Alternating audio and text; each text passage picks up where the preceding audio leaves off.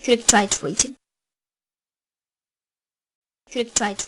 As Panahan strengthened the destructive activity of feudal Maliks who spread a type of state increased also. Preventing this became a vital job from the military political point of view. Otherwise, the territorial administrative unit of Khanate could be lost. Regional sources confirm as well historical truths. Mir Mehdi Khan was very correct in writing.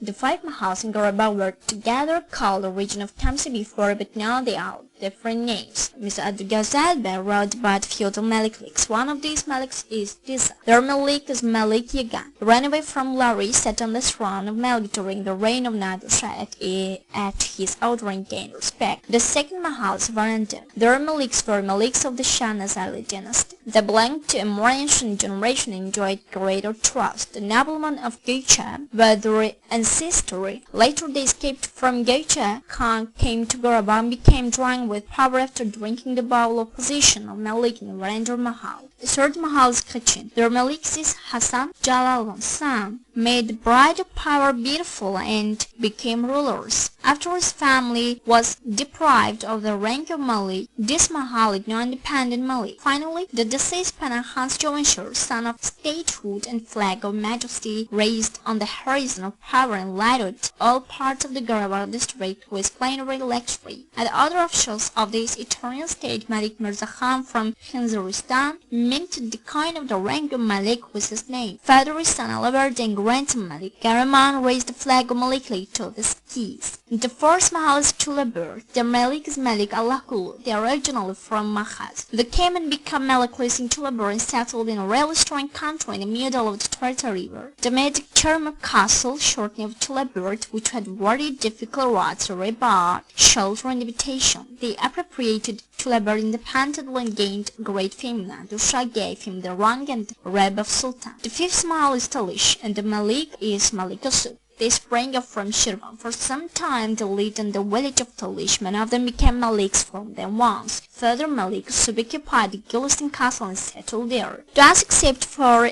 Khachun, other Maliks and their generations, they belonged to were not originally from Garabagh and come to this land from other places. They were not Armenians but representatives of the former Alban generations. Therefore, the fact that Armenian nationalists in order to justify the territorial claims against which one considered those Maliks as a continuance of the Armenian statehood is radically wrong or rather scientific falsification. On the other hand, immigrant Maliklis failed to create even a small state union after gaining power over the Mahals in Garabagh. They couldn't rise above the level of the heads of Mahals who lived in isolated condition and often fought against each other. There is no root of theirs in Garabagh in the period before the 17th century. Maliks represented the forces which wanted strengthening of the feudal disorderlies in Garabagh. The separatist centrifugal activity of Maliks hindered the centralization work going on the Khanate and entire country. Their participation in the alien forces' attacks in Garabagh struck a hard blow to the independence of Garabagh Khanate.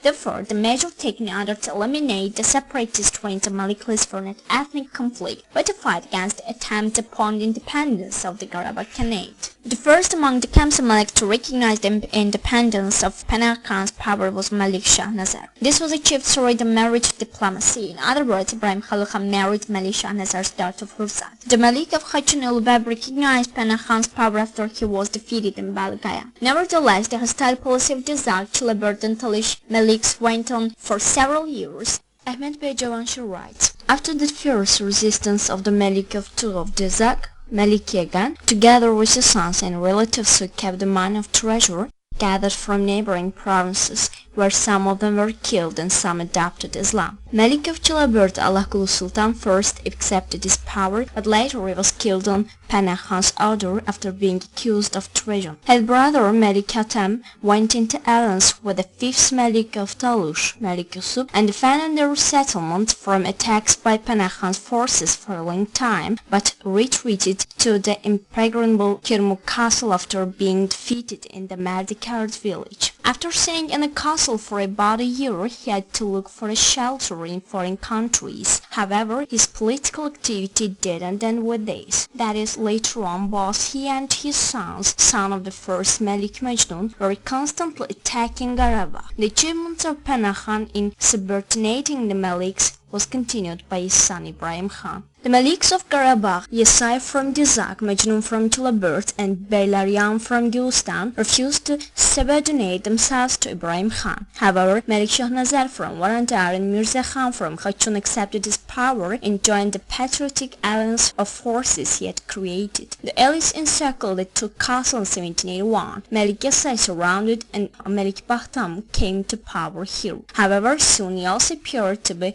treacherous. From 1783, Russia began to intervene as well in the struggle between separatist Maliks and Ibrahim Khan. Intending to occupy the South Caucasus, Russia tried to create a Christian state in the Azerbaijan territory, or rather its supporter here with the help of those Maliks. Ibrahim Khan managed to gather the hostile Maliks in Shusha with the help of his high diplomatic skill. Based on documents, he proved that they betrayed the Garabagh Khanate and arrested them. Malik Majnun and Bab were put in the Shusha jail. Malik Bahtam was given to the Khan of Ardabil for his faults. The ally of the Maliks, Kasolikas of Ganjasar Monastery, Jahans and his brother were arrested and put in jail as well. However, the Maliks managed to escape from the Shusha jail. They came to Tiflis and began to prepare the coup d'etat against the Garabagh Khanate with the help of the Georgian Tsar Irakli II,